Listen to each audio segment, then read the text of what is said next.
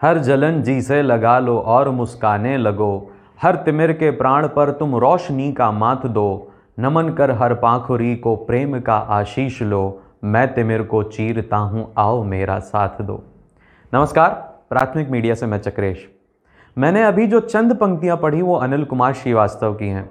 वो अनिल कुमार श्रीवास्तव जिनकी 3 पुत्रियाँ उनके साहित्य के वंश को ना सिर्फ आगे बढ़ा रही हैं बल्कि उन्होंने अपने पिता को कालजयी बना दिया। कैसे? चलिए हम आपको बताते हैं। पिछले साल भारतीय ज्ञानपीठ ने स्वर्गीय अनिल कुमार श्रीवास्तव के कविता संग्रह सलवटों का सरगना प्रकाशित की तो उसके विमोचन के लिए एक कार्यक्रम आयोजित किया गया, जिसमें लखनऊ के नरेश सक्सेना, भोपाल के गीत चतुर्वेदी, मुंबई की अनुराधा सिंह, जबलपुर के विवेक चतुर्वेदी, कोलकाता के यतीश कुमार जैसे दिग्गज कवि शामिल हुए।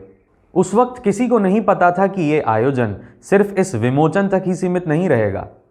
इस साल उन 3 बेटियों अनुकृति, अलंकृति और आकृति ने शब्द 2022 का आयोजन कालजयी अनिल कुमार श्रीवास्तव फाउंडेशन के बैनर तले किया, जिसमें इस बार भी देश भर से साहित्यकारों को आमंत्रित किया गया।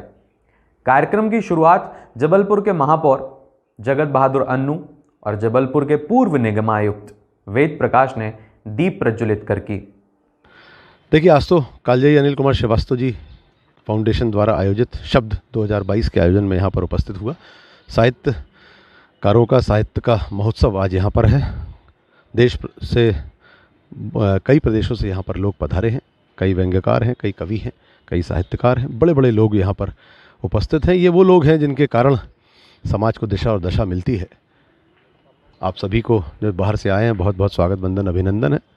आदित्य भाई और फाउंडेशन के सभी लोगों को बहुत बहुत बधाई है इस बेहतरीन आयोजन करने के लिए।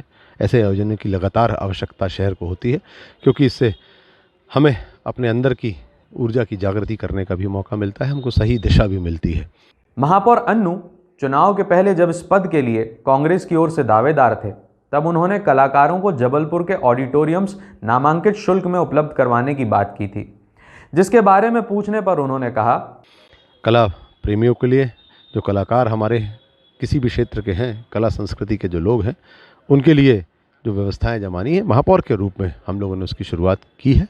बहुत जल्द वो व्यवस्थाएं बनेंगी, जो व्यवस्थाएं पहले से हम लोग संकल्पित हैं और जिसकी बहुत ज़्यादा आवश्यकता समाज के अंदर है। एक बात और आपको बता दूं कि पूर्व कमिश्नर वेद प्रकाश ने ही संस्कृति थिएटर और कल्चरल स्ट्रीट की परिकल्पना की थी, जहां वो पहली बार किसी कार्यक्रम में अपने रिटायरमेंट के बाद शामिल हुए। पहली बार आया हूँ। तभी इंटीमेट थिएटर के नाम से इसकी परिकल्पना की गई थी कि नाटकों का मंचन हो, विशेष रूप से उसको ख्याल में रख के इसको डिज़ाइन किया गया था और काफ़ी हद तक वैसा बना भी है। और निश्चित रूप से उम्मीद है कि जबलपुर में नाट्य विधा को बढ़ाने में इनका इस इंफ्रास्ट्रक्चर का भरपूर योगदान रहेगा। शब्द 2022 में व्यंग्यकार प्रिय अभिषेक ने आजकल जाति और समुदायों के संगठनों के अध्यक्ष और महामंत्री जैसे भारी भरकम पदों पर व्यंग्य से लेकर अंतरजातीय T20 क्रिकेट मैच की कल्पना श्रोताओं के सामने प्रस्तुत की। यही नहीं, उन्होंने मीडिया पर भी व्यंग्य कसा, लेकिन उसे मार्गदर्शक भी बताया। देखिए, मीडिया में ये जो प्रवृत्तियाँ आई हैं पिछले कुछ समय में, एक तो सांप्रदायिक प्रवृत्ति आई, क्योंकि पहले मीडिया, आप अगर आज से 20 साल पुराने अखबार पढ़ेंगे तो अल्पसंख्यक या बहुसंख्यक जैसे शब्दों का इस्तेमाल करता था मीडिया। एक मर्यादा रहती थी शब्दों की कि हमें इस तरह से लिखना है। इसी तरह से जातियों का उल्लेख नहीं होता था। ये होता था कि किसी एक समुदाय का उनको समर्थन है, फलां नेताजी को किसी और समुदाय का समर्थन है। पर पिछले कुछ समय में, इस विशेष रूप से इलेक्ट्रॉनिक मीडिया के उदय के बाद, ये प्रवृत्ति आई कि अब लोग खुल करके जातियों की बात करने लगे। कल्पना तो हमने की थी कि हम एक जाति मुक्त समाज बनाएंगे, ये लेकर के हम चले थे अपने संविधान से, पर अब हम उसकी विपरीत दिशा में जा रहे हैं। तो ये जो पतन है, जो गिरावट का जो संकेत है, ये खतरनाक है।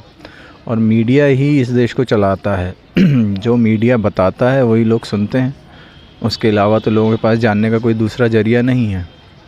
तो हम ऐसी पत्रकारिता करें, ऐसा लेखन करें, हम एक बेहतर समाज बनाएं, ना कि समाजों को आपस में लड़वाएं और उनमें टकराहट पैदा करें। तो इन चीज़ों से बचना चाहिए।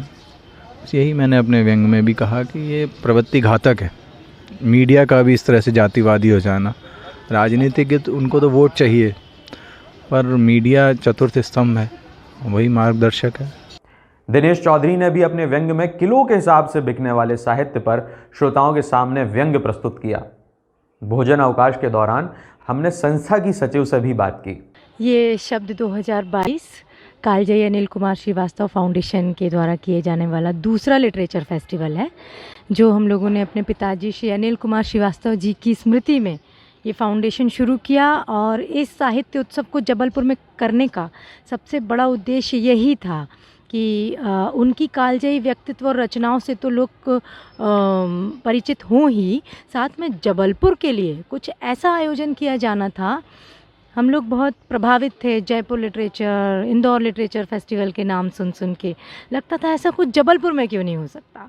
तो ये एक बहुत छोटी सी कोशिश है कि हम चाहते हैं जबलपुर में भी ऐसा कोई लिटरेचर फेस्टिवल हो जहाँ देश भर से बड़े बड़े साहित्यकार आएँ और हिंदी साहित्य में अपने योगदान को देने के लिए ये हमारे फाउंडेशन की एक पहल है।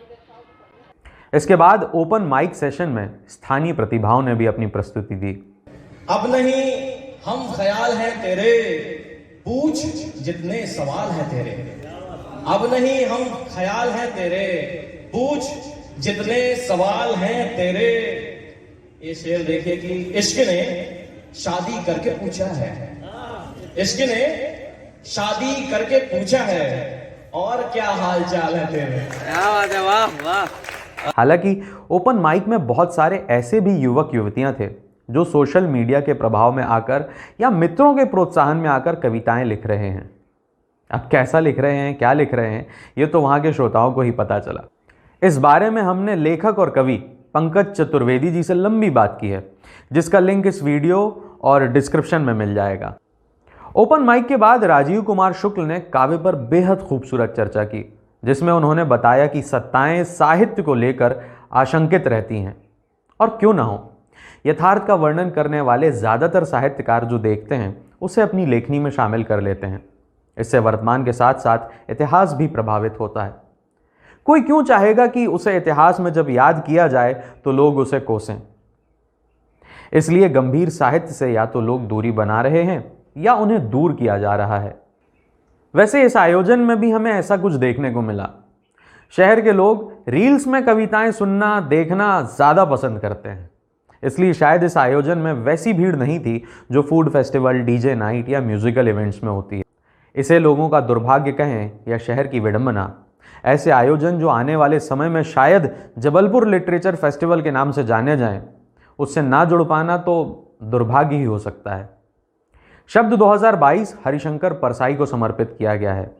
परसाई को साहित्य प्रेमी व्यंग्यकार के तौर पर तो गोदी मीडिया और राइट विंग वामपंथी लेखक के तौर पर देखती है।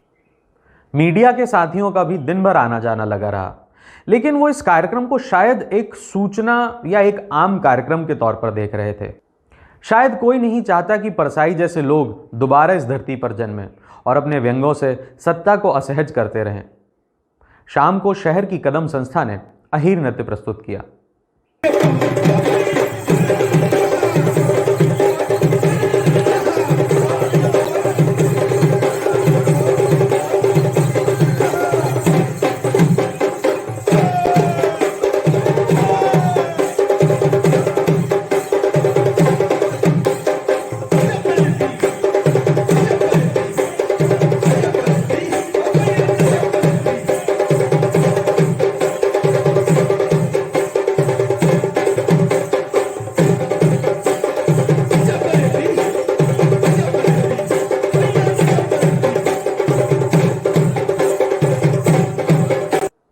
इसके बाद अलंकृति श्रीवास्तव ने मेरे प्रिय कवि सेशन में अपने पिता स्वर्गीय अनिल कुमार श्रीवास्तव की रचनाएं पढ़ी। इसके बाद काव्य संध्या में आमंत्रित कवियों ने काव्य पाठ किया और कार्यक्रम की समाप्ति जबलपुर के विवेचना रंगमंडल की प्रस्तुति से हुई। इस तरह पहले दिन का कार्यक्रम सहजता से संपन्न हुआ। आपको हमारी ये रिपोर्ट कैसी लगी हमें कमेंट करके बताइए, और आगे इसी तरह की रिपोर्ट देखने के लिए सब्सक्राइब कीजिए प्राथमिक मीडिया का यूट्यूब चैनल। इसके साथ ही खबरें देखने के लिए आप www.prathmikmedia.com पर भी जा सकते हैं।